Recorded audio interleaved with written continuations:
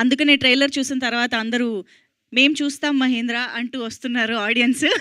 So ఇప్పుడు master Mahindra గారి మాటలు వినేద్దాం. హలో, హాయ్, అందరికీ నమస్కారం. మిమ్మల్ని అందరూ చూసినందుకు నాకు చాలా చాలా happy. Thank you so much. మీరందరూ టైం తీసుకుని ఈ ఈవెంట్కి వచ్చినందుకు. వసుదేవ సుతం సినిమా గురించి మాట్లాడడానికి ముందు ఫస్ట్ నా ప్రొడ్యూసర్స్ గురించి నేను మాట్లాడేస్తాను. ఒక సినిమా బాగా రావాలి, అది హీరో ఎవరైనా ఉండొచ్చు, అది ఎక్కడికైనా వెళ్ళి షూట్ చేయొచ్చు, అది వాళ్ళకి అది ప్రాబ్లం కాదు. కానీ వాళ్ళు నమ్మిన స్క్రిప్ట్, ఆ ఆర్ట్ చాలా బాగుండాలి.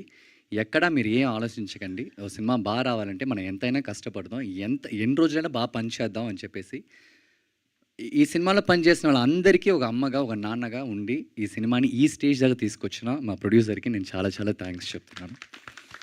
ఎందుకంటే వెరీ డిఫికల్ట్ అండి. ఏదో ఒక స్టేజ్లో మనం సినిమా స్టార్ట్ చేసేసి మన ఫ్రెండ్స్ 10 మందికి చెప్పేసి నేను షూటింగ్ వెళ్తున్నాను అని చెప్పేసి మనం ఏదో 20 days చేసేయచ్చు.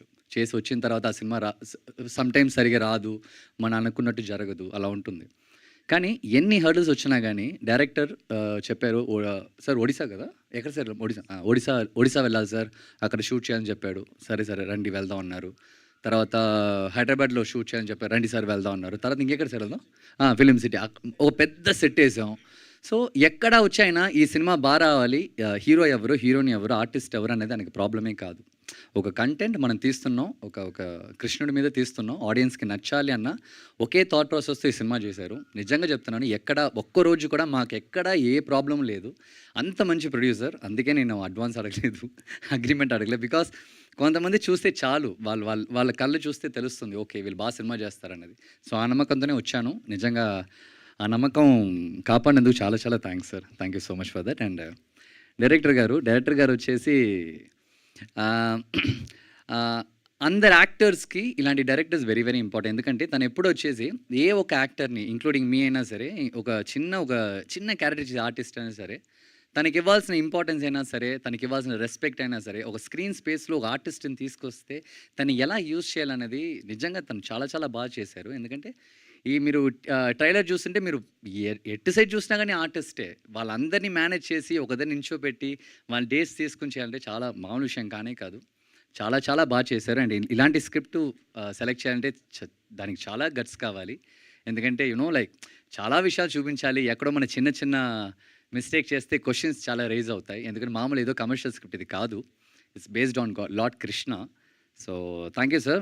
మీతో పనిచేసినందుకు నాకు చాలా చాలా హ్యాపీ సార్. అండ్ మీరు ఇలాగే చాలా మంచి మీతోనే మాట్లాడుతున్నాను నేను.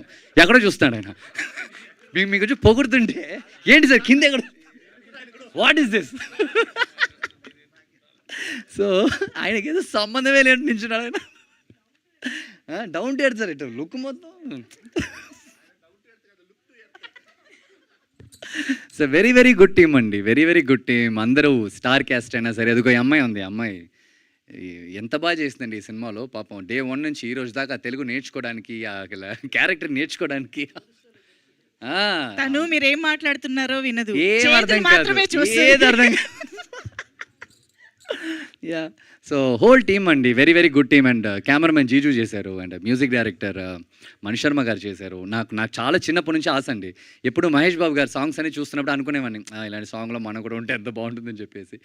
నిజంగా అప్పుడు ఉంటుంది కదా, ఏ ఒక్క నార్మల్ బాయ్కైనా ఉంటుంది కదా భయంకరమైన సాంగ్ వస్తున్నప్పుడు.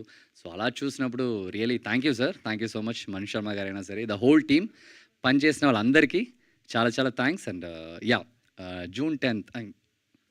జూలై 10th సినిమా వస్తుంది. తప్పకుండా అందరు థియేటర్కి వెళ్ళి సినిమాని చూడండి అండ్ ప్లస్ చేయండి. Thank you so much. Thank you. Super Mahendran గారు. తప్పకుండా థియేటర్స్కి వెళ్ళి